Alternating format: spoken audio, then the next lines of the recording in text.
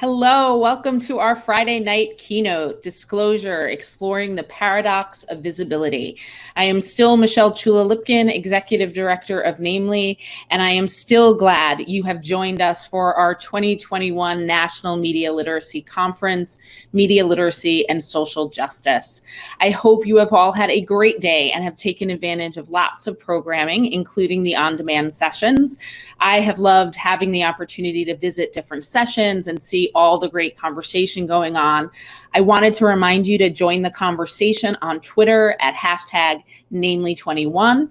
And don't forget that our keynotes are being transcribed in English and Spanish. So please go to the session page on the virtual attendee hub to access the link. So I'm really excited about the next hour. So this session was the first session we had planned for this conference. From the moment that I saw the film Disclosure, I was completely blown away by it. It's powerful, important, heartbreaking, hopeful, entertaining. I love every minute of every time I've watched it. I am glad that we have the opportunity to have an incredibly important conversation about the representation of the trans community in film and television tonight. But first, we have the award to give out. So I am honored to give out the first Media Literate Media Award for 2021. So the Media Literate Media Awards are designed to interest mainstream media in doing or covering or including media literacy in their work by recognizing outstanding contributions made by mainstream media professionals with national reach. And the Media Literate Media Awards recognize people, programs, initiatives, or organizations that have raised the visibility of media literacy education, have helped citizens better understand media literacy education, and have provided significant outstanding resources that enhance the ability of educators to practice media literacy education. And media literacy is at the core of the film Disclosure. The way it analyzes transgender depictions, the way it explores them in historical context, the way the film allows as many different voices to be heard. In its description, the film is described as unprecedented and eye-opening, and indeed it is. And I'd like to welcome the film's director, Sam Fader, who will be accepting the award on behalf of the Disclosure team. Sam is a brilliant filmmaker whose films explore the intersection of visibility and politics along the lines of race, class, and gender in trans lives while working towards higher ethical standards in filmmaking. Sam's films have been programmed by the Sundance Film Festival, Tribeca Film Festival, the British Film Institute, and in hundreds of film festivals around the world. I am so honored, Sam, that you are with us today. Thank you for being here.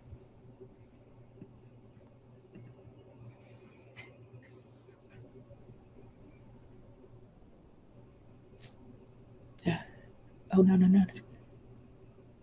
Oh, no.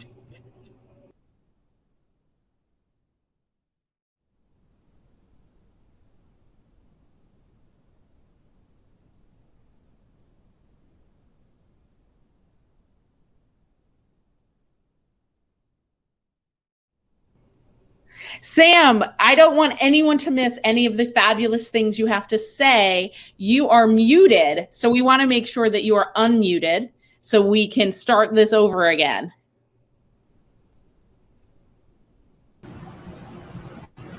Okay. Yeah, take two. Okay, are we sure? We're good this time? Okay, hi. I'm so thrilled to be here with this beautiful award. Thank you so much, Michelle and the entire Namely staff, for honoring us with the Media Literate Media Award. It's beautiful, and I'm thrilled to have received it. We all need to be seen, and often being seen is what puts marginalized people in harm's way, right? That's what Disclosure really looks at. It looks at the paradox of visibility. Looking at one of the most compelling modes of storytelling through Hollywood film and TV, we ended up collecting over 1,000 film and television clips from over 100 years. And while most of those depictions don't reflect actual trans people, they've informed how the world has been taught to think about us, right? And often how we learn to think of ourselves.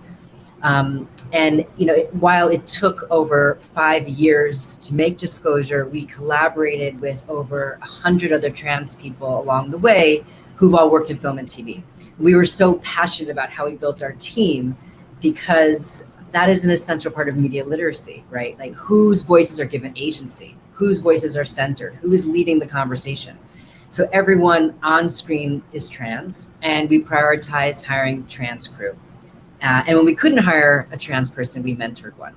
While culling footage and articles and ideas, we really wrestled with these dehumanizing stereotypes, right? The tropes and sometimes the empowering aspects of this history. And often it was painful to confront this material, but ultimately it's been incredibly meaningful and cathartic.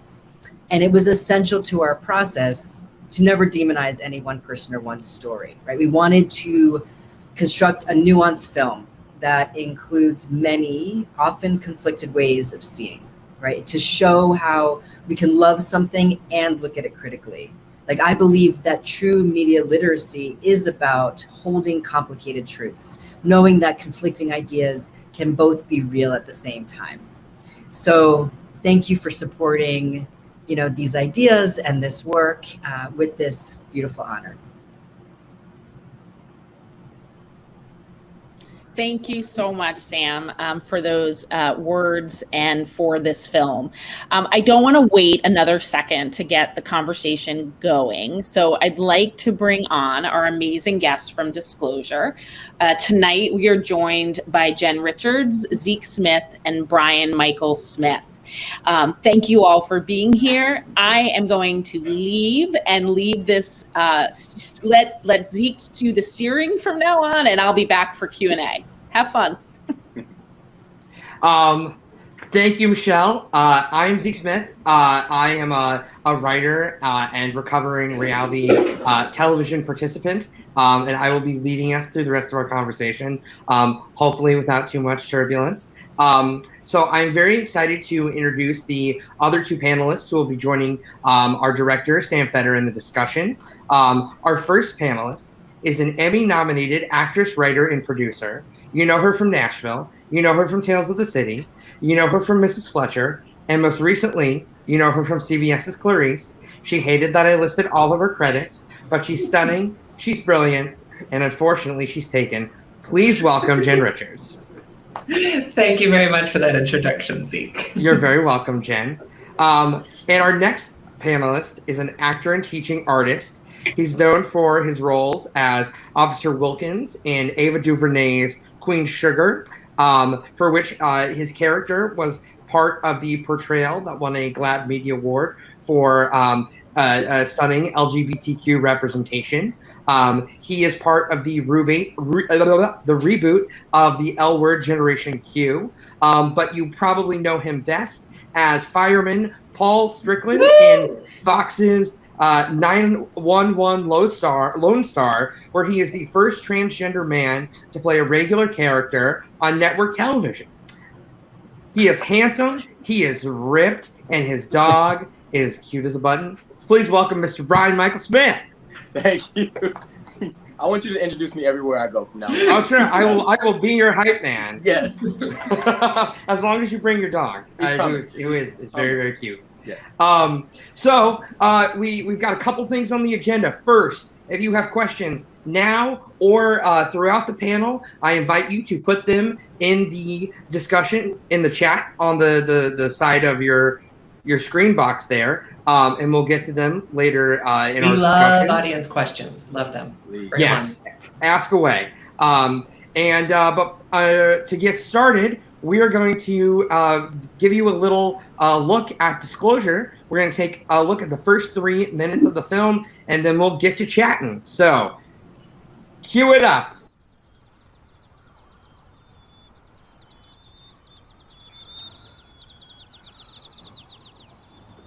Do you know that feeling when you're sitting in a movie theater and everyone's laughing at something and you just don't get it? Can't find a better man. I hate everyone else in the world but you. I never thought I'd live in a world where trans people would be celebrated on or off the screen. Thank you so much for this moment. I never thought the media would stop asking horrible questions. How do you hide your peanuts? And start treating us with respect. You kept it quiet because you said you didn't want to become othered. Now, look how far we've come. We have so much more representation in government, in media. We are everywhere. And you never know what those positive images do for other people. You never know. For the first time, trans people are taking center of their own storytelling. At this point where we're talking really about unprecedented trans visibility. That's my sister! Look at me! Trans people are being murdered disproportionately still. That's the paradox of our representation is the more we are seen, the more we are violated. The more positive representation there is, the more confidence the community gains, which then puts us in more danger. I go into the women's restroom, then I've committed a crime. If I go in the men's restroom, then everybody knows. I think all of us in the community have had those moments of being like, is this going to somehow alienate people who aren't ready yet? Why is it that trans issues have become like a front and center issue in the culture wars? I think capitalizing on people's fear is what has landed us in this moment right now. And you have hope on one side and fear on the other. I think for a very long time, the ways in which trans people have been represented on screen have suggested that we're not real, have suggested that we're mentally ill, that we don't exist. And yet, here I am, yet here we are, and we've always been here.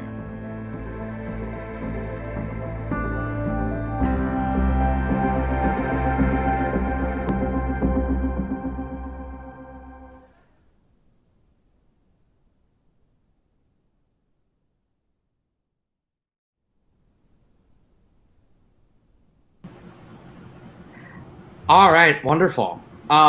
Okay, so let's get this started off with our fearless leader, Sam Feder. Can you talk to us about the genesis of the film? I know you've been working on this project for really as long as I've known you, which is about 5 years at this point. What made you want to start on this journey? Also, since you've known me for 5 years, you should know my last name is pronounced Fader. Well, I'm from Oklahoma, so I pronounce things differently. Thank you very much. Shame. I love you, Zeke. I'm, regionalist.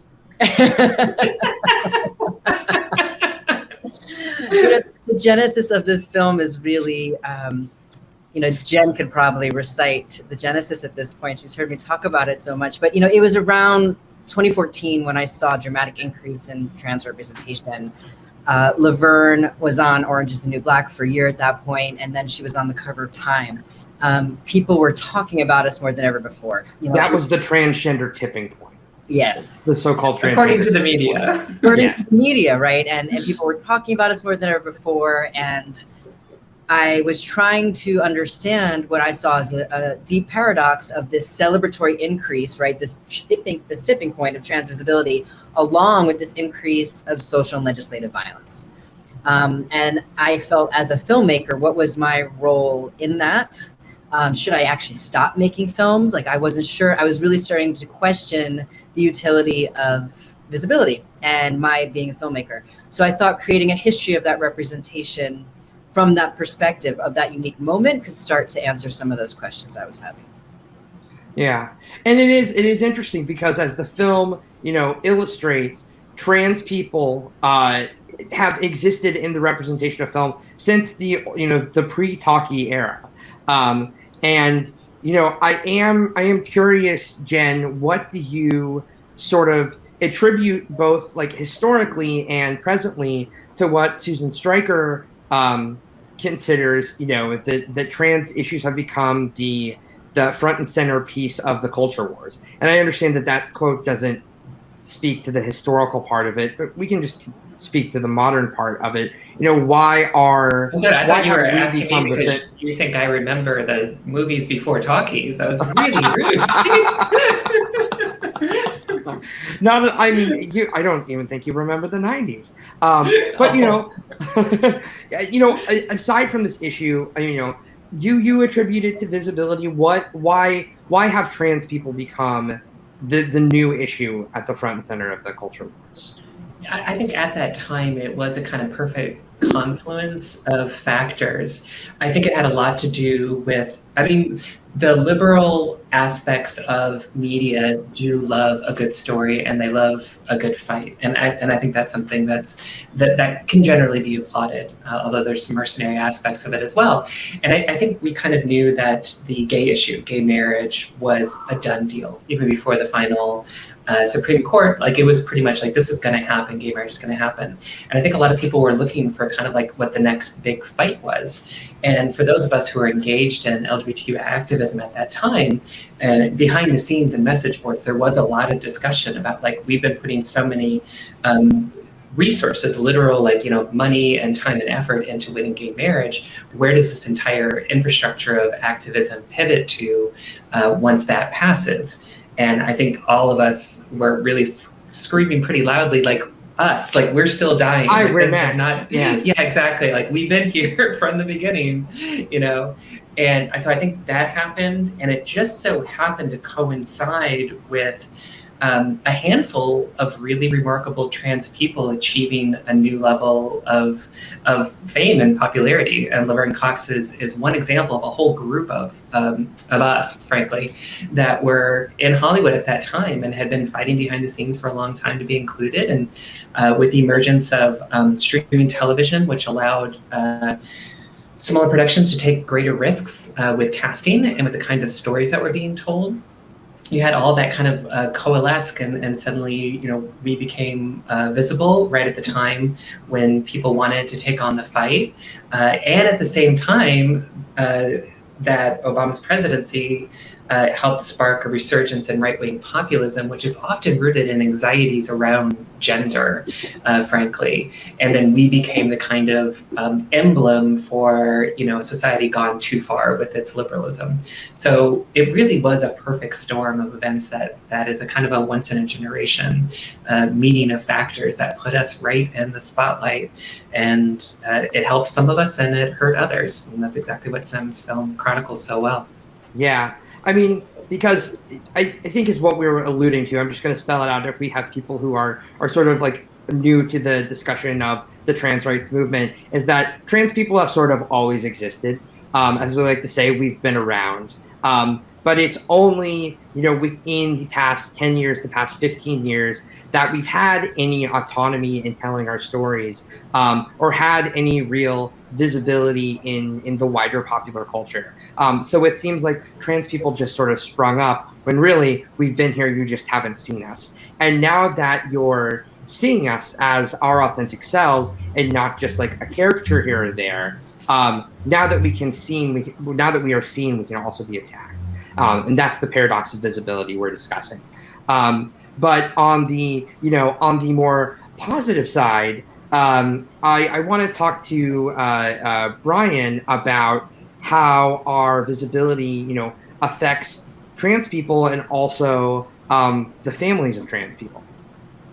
Well, I mean, sort of piggybacking on what Jen sort of brought up is everything starts to sort of coalesce because more people had access to cameras and the ability to sort of tell their own stories, right?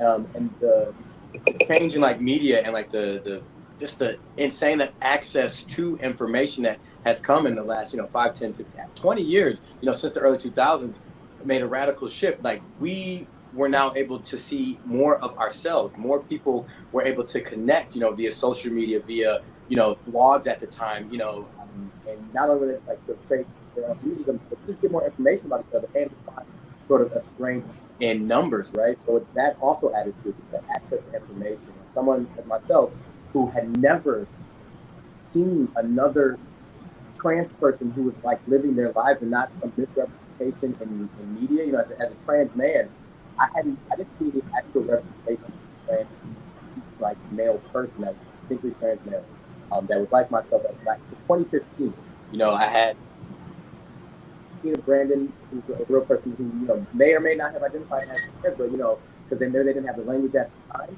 But I saw their story in like 1999, but because they, you know, some of that ended in violence, some of that's true, but I didn't really see anyone like myself. I didn't have the ability to connect, so I didn't know that being who I am, being my authentic self, is possible, right? So when you can see fully lived out lives, and all aspects of that, whether it's people accessing or like battling to get access to medical care, people living lives beyond that after they've had their, you know, medical care that they want to live, the life that comes after that, it feels like there's a possibility for me to have a life, and that happiness can be a part of that family can be a part of that, that, you know, career can be a part of that. So for me, that was revolutionary to see real trans people living their lives in the variety in which we tend to exist. So for young people and people who are in families, a lot of the resistance that my mother and the people in my family had to me, you know, being my authentic self, coming out of trans, is that they're like, well, what life are you going to have? But when families can see that, they can let go of that fear, you know, and they don't feel like that need to overprotect, you know. So I feel like that can go a long way when you can see how rich lives can be. Even though, I mean, not to dismiss that there is danger involved, but there's strength in numbers. You know, we're not the only one. All right, Brian, you have beautiful, wonderful, intelligent things to say. I'm going to ask you to move a little bit closer to your iPad so we can hear you a little bit better, because your sound was popping in and out a little bit. Oh my! Is this any better? Yes, that's a little bit clearer. Thank you. So, quick question before we pop to our next clip, and this is for everybody: is how do you think the film impacts people who watch it, or, you know, maybe how do you hope the film impacts the people who watch it?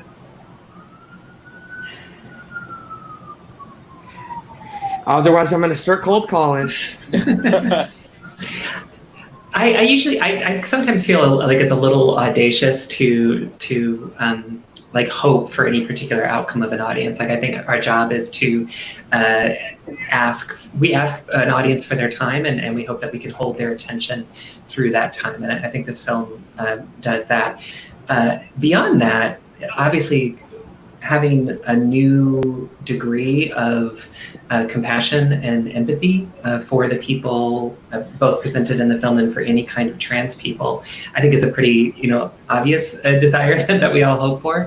But for me, the big thing, and I think most relevant to this particular conference, and the kind of thing that didn't even occur to me till, you know, like a second or third or fourth viewing of Disclosure, was that the way that it's structured, it basically says, like, you have a view of trans people. Here's why you have that view through these 100 years of representation. And here's why that perspective is actually malinformed and what it looks like when you actually hear from the people being depicted. And that basic structure can be applied to anyone. Like, that's not just true of trans people, that's true of how we depict, you know, Black people and Latino people and any kind of race or ethnicity or disability or weight or immigrant status. As long as people in power are telling the stories of marginalized people and they're not included in the telling, that's the kind of depiction you get. And then you see the kind of disruption that happens when those people take ownership of those narratives, and you get a richer, more complex, often funnier, lighter, and just generally more human depiction of those marginalized people. So that's really my biggest hope for Disclosure, is that anyone watches this and the next time they watch a sitcom and they see, you know, perhaps a disabled person portrayed by an able-bodied person and then also the butt of a joke, they're going to think, wait a second, like, this doesn't work. Like, that it creates that kind of media literacy. That's the big hope. Yes, I hope that critical framework that we're seeing applied to the history of trans representation, it is my hope as well that it can be applied to disability and race and gender and, you know, all sorts of portrayals of different identities that have been created by people who are not that identity. And with that, with our hopes, let us take a gander at another clip from Disclosure. As a trans person, you have the most sensitive radar to tell the difference between you're laughing with us. In the phone book, you were listed as F. DeVoe. The F stands for Frank Hahn. That's me. Or you're laughing at us. This is the men's room. I know. I'm a dude. Trans jokes? Really? Hello, Joel. I'm Jackie. Most of us have a good sense of humor. We've had to have a good sense of humor. Why am I being arrested? I told you, it's called an unclassified misdemeanor. But we don't want to be the butt of jokes. If I'm not laughing, is it a joke? You know? It lends itself to this idea that we're just comedy, that we're just some kind of freaks, that we just play and dress up in order to make other people laugh.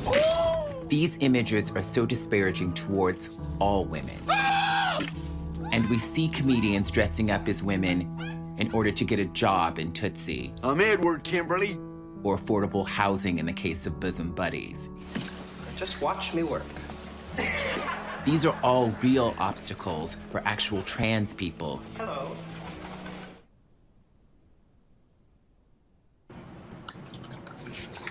All right. Welcome back, ladies and gentlemen, and non-binary folks. I'm sorry. I don't know why. We're doing a panel about trans people, and here I am, busting out. Reinforcing the binary. It's dug in deep. I'm so problematic.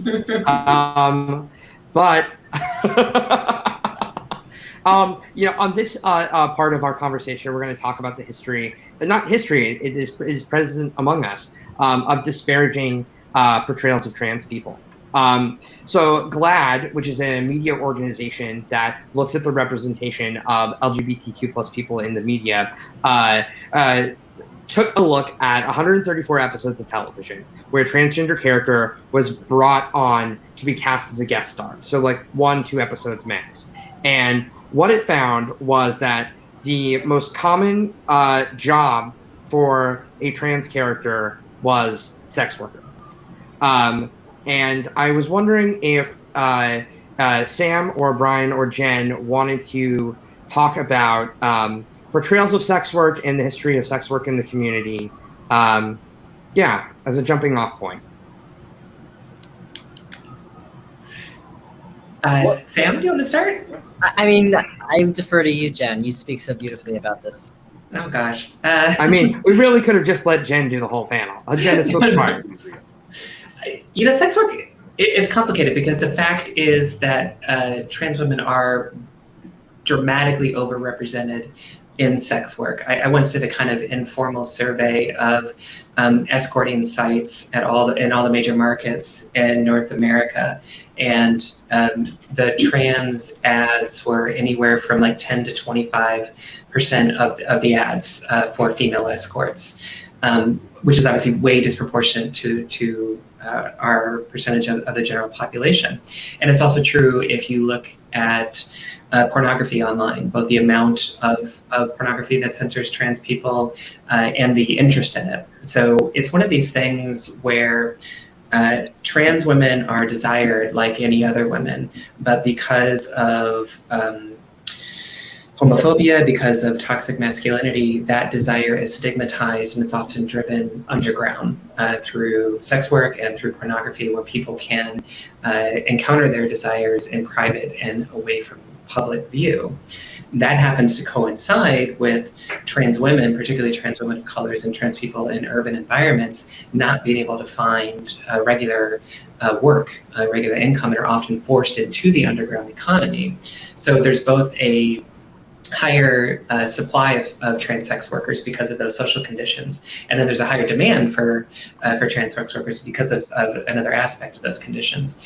And so it is a real issue. Like, trans people are way overrepresented, and so I think for a lot of times for Hollywood characters, the only way that the writers and often audiences can imagine encountering a trans person in the wild is a trans woman typically a trans woman, in a major urban environment, and they're often in some kind of adventure for a main character, or it's a trans woman who kind of penetrates a heteronormative situation and causes some kind of anxiety that's often played out for laughs or for violence, or just as a kind of like quick indication of like a tough like urban city where things are crazy, like you see in Sex and the City, is a trans sex worker will kind of be a stand-in for all of that.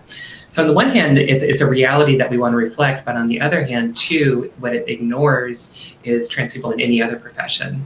It doesn't create any kind of aspirational models. It doesn't allow for trans people to see themselves as anything other than these kind of like objects of prurient interest, and commodified, and basically defined by the desires of cis men. And so it's a really fraught issue that I think we're still trying to figure out. I think for the most part, trans women are saying, like, yeah, it's fine to show us as sex workers, but don't only show us as sex workers.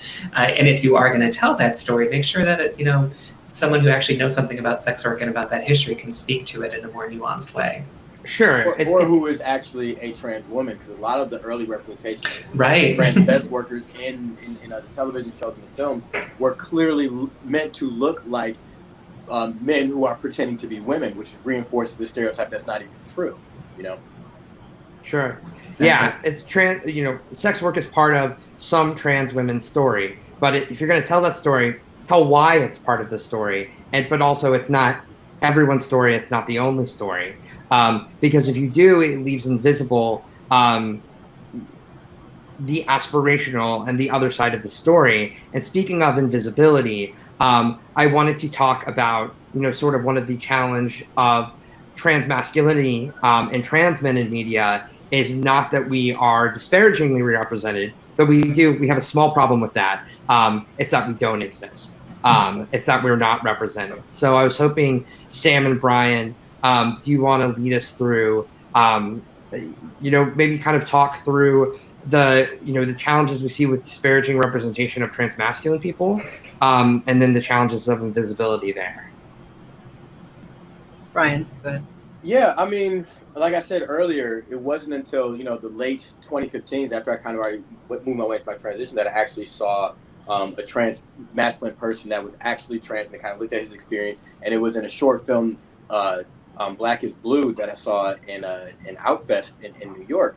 And it's a wonderful film. It's a story of about a Black trans man trying to navigate his life in San Francisco, I believe, or in Oakland. And it was just like, it was so eye-opening for me. That's like, oh wow, I've never seen a story about a trans masculine person and things that have to do with his trans experience played out in a way in which he's not a victim of violence, or that he is a male character. Where a lot of the things that I saw from who grew up in the 80s and 90s, it was usually a female protagonist who is putting on masculinity in order to gain something, or to prove that women, it's a women's empowerment message, how to put in male face. And then as soon as she achieves her objective, she takes it off, or she wants to get the Was there a particular way in which that character would reveal that she was a woman? You know what they would do? They go up and just bring it out. It's like, what other way do women let you know they're women, except for, showing their bare breasts? Obviously, we were all taught that in second grade. It's like, no, but that's what would happen. And so for the longest time, I thought, there's men, there's women, there's the people who dress up like the opposite gender, but they end up in trouble. Either be, like what I saw when people got exposed on Jerry Springer, or, the sex worker in NYPD Blue, or the girl who dresses up like a guy but never thinks that she's a guy. So a long time I kept thinking, okay, what's wrong with me? There's something wrong with me. And that invisibility, I think, comes from, again, a lack of understanding of who trans people are, and letting go of this kind of cis-normative idea that trans men are women who become men. It's like, no, trans men are men. Trans women are women, and that's it. We just exist. You know what I mean? There's no pretending. There's no dressing up. And I think as long as the people who are writing stories have that in mind, that's what we're going to see. And if they don't know that, they haven't even seen a natural trans man, to know that like trans men exist, physically. Yeah. And then maybe Sam, you could talk us through, because there is this category of representation, and we see it with both trans men and trans women, where men are dressing as women to get into women's exclusive spaces, or women are dressing as men in order to overcome the patriarchy. Can you talk to us about that? You were cutting in and out. Can you rephrase the question? I'm sorry. Oh, no worries. I was hoping you could quickly talk to us about sort of this other category of disparaging representation in which we see trans people portrayed as either cisgender men or women who are dressing as the opposite sex in order to gain something. For men to gain access to women's spaces, like in big business, or in we see women dressing as men to sort of like get the advantages that men have. Yeah, it's so interesting. When I started the film, when I started doing the research for the film, it was when the bathroom bills, for lack of a better word, were really blowing up. And I was so taken aback by how many images there were in early cinema of men putting on a dress in order to literally access the bathroom, a woman's room. It just really sent me down this spiral of like, what was the purpose of that joke to be, and then we see it up to the present day, right? This is still something that's repeated in film and TV because there seems to be such a lack of creativity in telling certain stories. So it's really, I think there's something about, the deep misogyny in our culture that leads certain storytellers to want to exploit these fears around women's space, right? This sacred space, right, that men aren't allowed to access. What happens in that space? What happens in that mysterious space, right? So create this character who can then infiltrate that space. And then that becomes this sort of mythology within culture. And then somehow our legislators pick it up.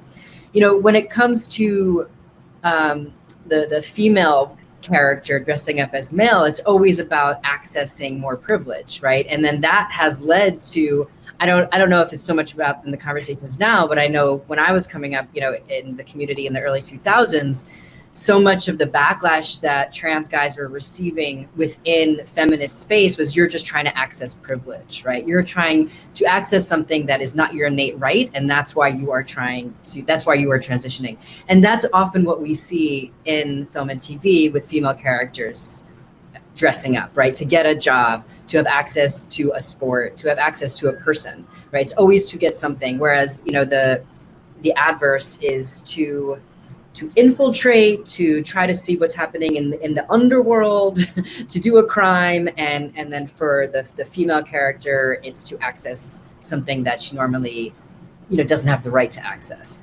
And I think these, the relationship between on-screen and off-screen, the chicken and the egg, like who influences what, we'll never know that. That's impossible to really know, but it's deep, and we see the back and forth dialogue between the two. Yeah. There's some stuff I want to pick up on with you, Sam, but we have to throw it to another clip, so we will pick up on that in just a minute. According to a study from GLAAD, 80% of Americans don't actually personally know someone who is transgender. So most of the information that Americans get about who transgender people are, what our lives are and are about, comes from the media. Why can't you be a man? Trans people have also been taught how to think about themselves. We're not raised usually in a family where other trans people are around us. So when we're trying to figure out who we are, we look to the media to try to figure it out, because just like the 80% of Americans who say they don't know a trans person, that's often true of trans people as well. We don't know a trans person when we're trying to figure out who we are. So we're looking to the media trying to figure out, like, who's like us?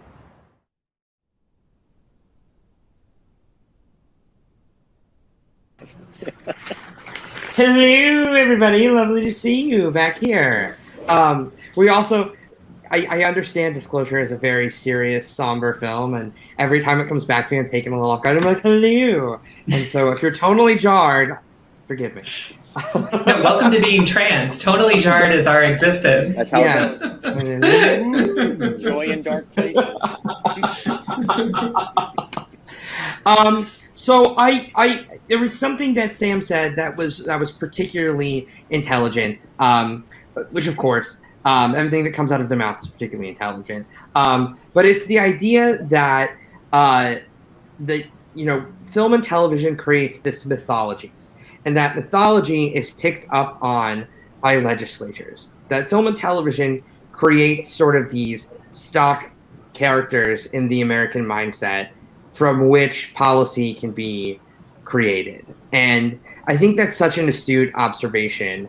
And for me, that really speaks to the heart of what the real social problem is with bad trans representation, is that if you have Tom Hanks putting on a dress so that he can go live in a women's apartment building, then of course when you speak to people in the Midwest about trans people, that's what their image is like, oh, well, there aren't really trans people. They're just men who want to come into the women's locker room to be a perv.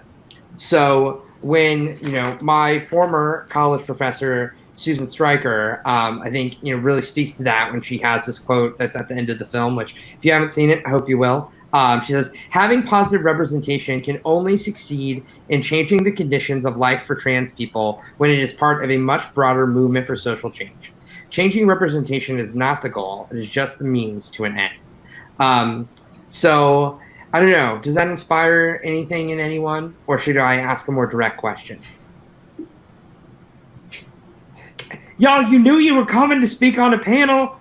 Yeah. I mean, the kind of you have thoughts prepared? Go for it, Brian. I mean, we're just being polite about who goes first. That's all. I can speak on that a little bit. Just because I have, so much ambivalence about representation and what does positive representation even mean? The antidote to negative representation is certainly not positive representation. It's nuanced, complicated representation. But when we look at sort of these glamorized images that we see now, I worry sometimes, right? I mean, I think we all need role models. We need to see ourselves and we need to see possibilities, especially young trans people who may really feel alienated from the world and their bodies. But I do worry that these glamorized, highly curated narratives that we see in current shows lack a vital nuance, right? I worry they lack a nuance that can undermine the urgency of what's going on in the government and the material lives for trans people. We might enjoy and celebrate the glamour on screen, but how do we do the work to support trans lives off the screen? Right? Otherwise, as Disclosure argues, this increase of visibility ends up placing some trans people in the path of more violence. So that's the reason why it cannot begin and end with just visibility, right? It is just a piece of the pie of working towards a world where trans people can exist, right? We're literally living a time where our existence is up for debate.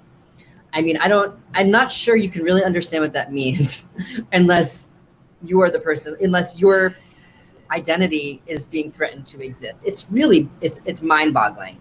And so having pretty images on screen is wonderful and important, but it's not enough. And what the Disclosure is asking at the end of the film, if you care, if you're moved by this film, if you care about the people you've seen, if you now feel attached to Jen because she made you cry, what are you going to do when you walk out of the theater? Well, I'm gonna come at you, Sam.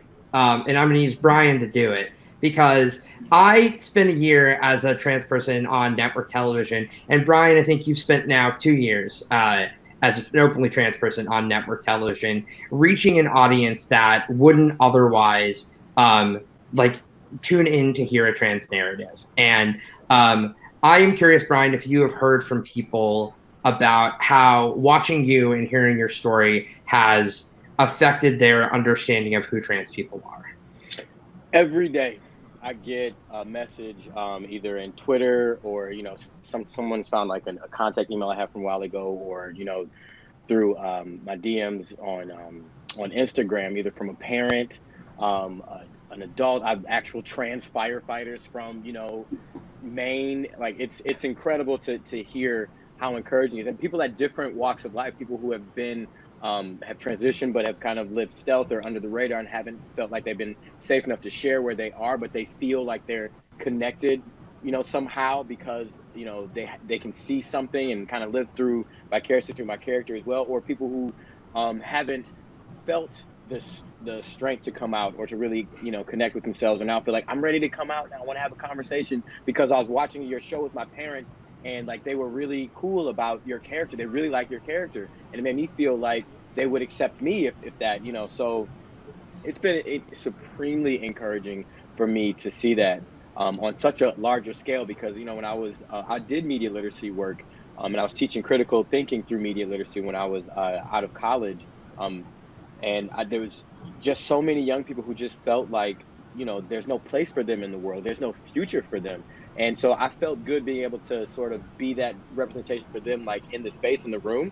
But only people who could come to New York and who could find the center could, have that. So to be able to do that on such a larger scale through the power of broadcast television is monumental. And I just know how much it would have meant for me growing up in Michigan, to just know like, hey, there's nothing wrong with you and you're not the only person, and someone's going to understand you, and people are going to love you for everything that you are, would have, limited the amount of struggles that I had, 10, 20 fold. So know that that's happening right now for some young person or for some older person. I've had some people who are, well within, their 60s and 70s who have reached out and are just like, I finally feel like, I can be myself. I don't know that you can't. I don't know. There's no value I can really put on that, but it means a lot to know that I have a small part in that in someone's lives. Can I do a yes and defend Sam on that point? I was about to mic drop on that. But go ahead, Jen. In contradiction, like I don't think these exactly things are in contradiction, right? There, exactly. You need it all, like, and we can't do one without the other. But sorry to. No, because I mean, it's something Sam has elevated my kind of like ethical awareness. He and my wife are very kind of like radical in terms of assessments of media and how it leads into actually changing material conditions for those people depicted. And those kinds of stories that Brian tells are wonderful. Any trans person who's in the media receives them. But to kind of the point and the end of the film, unless that increase in empathy and compassion changes people's attitudes in the voting polls, to their participation on school boards, to the education of doctors while in medical school, the amount of funding that goes into direct services for addicts and homeless and the jobless, until it translates to all of those things, and all that's going to happen is that a few of us will be elevated into power, into wealth, and the people who are most vulnerable will be left all the more so.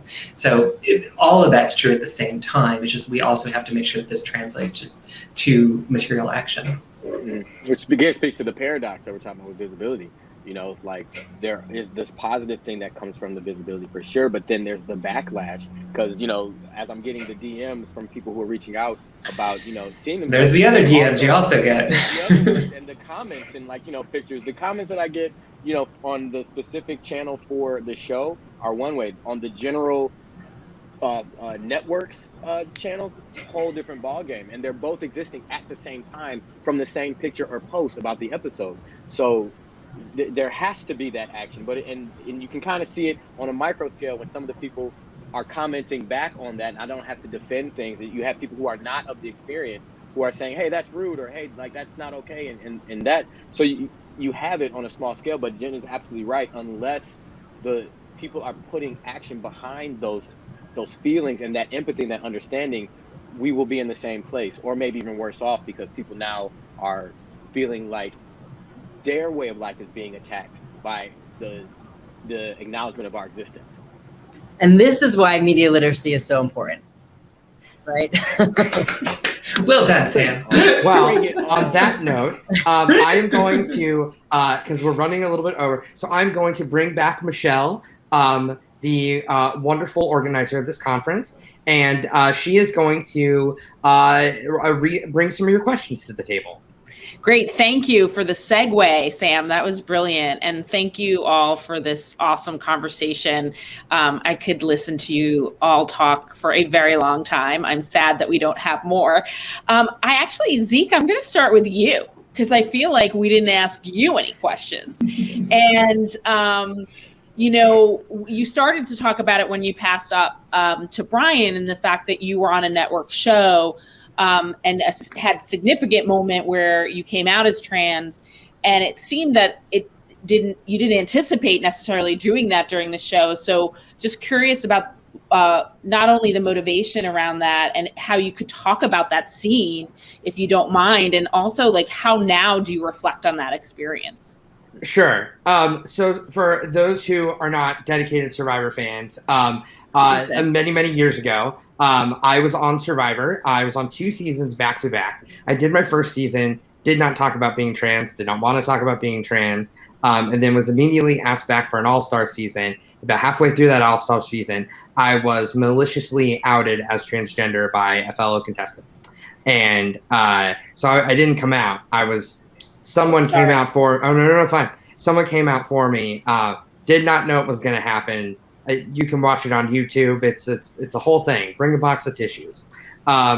But because it was this epic moment, because I was sort of having this like epic year-long run on Survivor, it became this cultural moment. Like I was like the thing Katie Couric talked about on her Yahoo News show that day.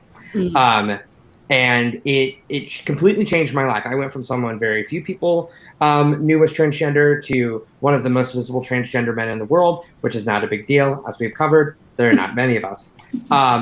And so it not only changed my life, but it also gave me a chance to really reach millions of people, because Survivor is one of the most, they did a study, and Survivor is one of like the top 3 shows watched by Republicans in the United States. And I am still one of like the top 10 most beloved Survivor characters in all 40 seasons. And what was so great about the experience is I got a chance to just be me and be myself. And then people knew I was trans. And because they'd known me so long, it didn't really change their perspective on who I was to them. And so for a lot of people in the Midwest or in the South or in rural areas who would have never had a chance to meet a trans person, I got a chance to be their first trans friend.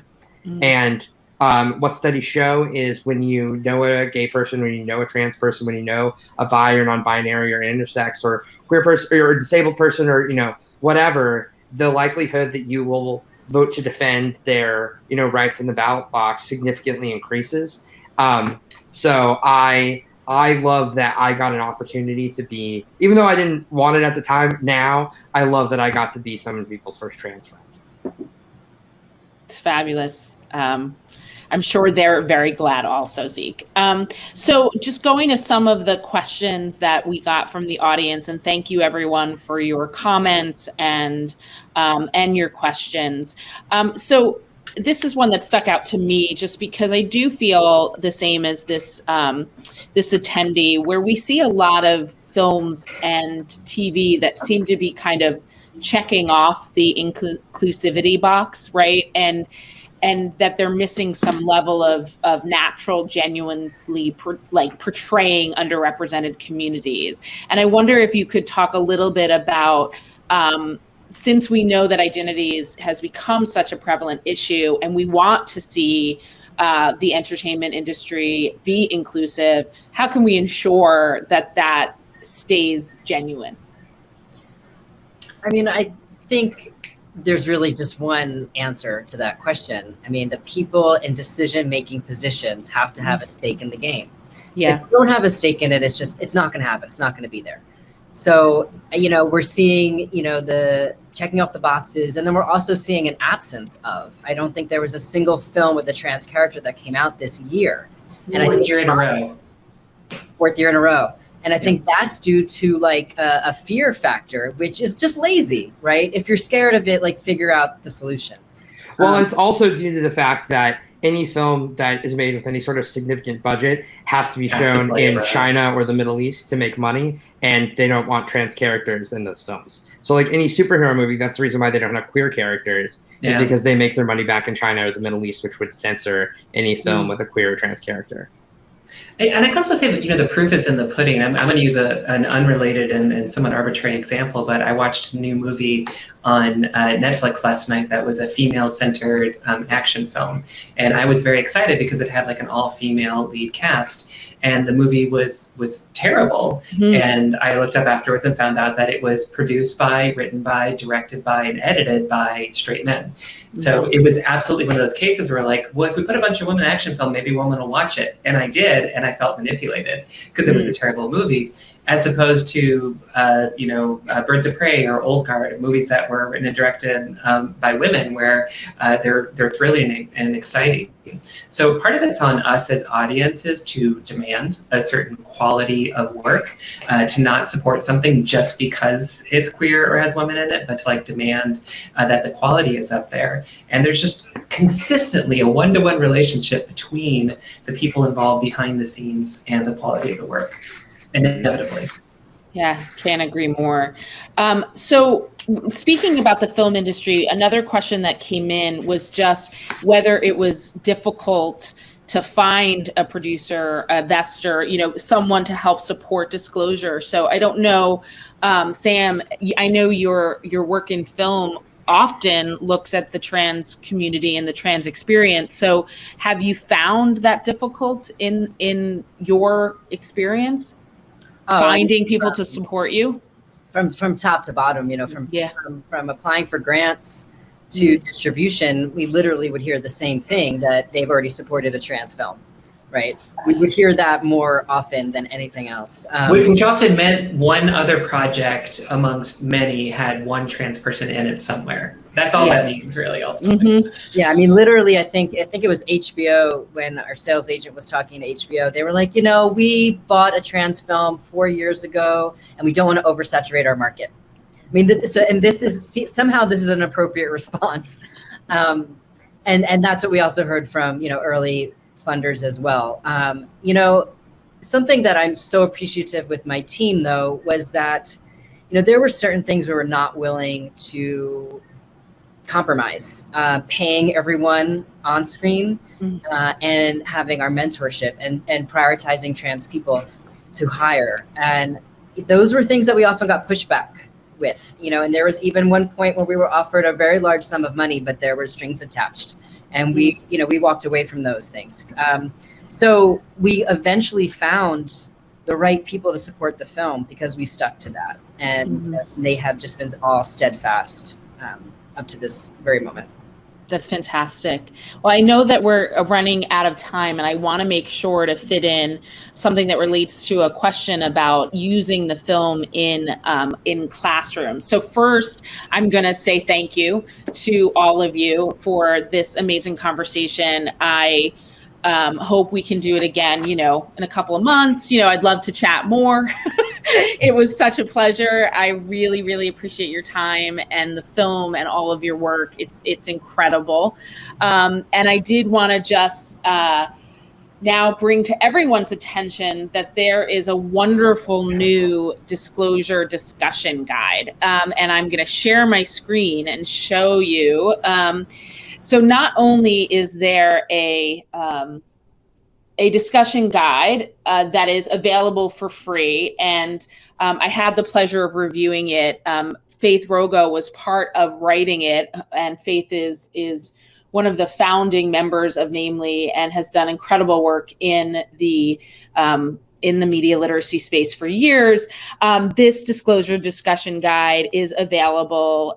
This information is on the session list. But then the best part is that there are all of these incredible toolkits available that are industry specific, and anyone that's attending our conference can get a 25% off on any of the purchase of any of the toolkits. And again, this information is in the session information on our platform for the conference. So please check it out.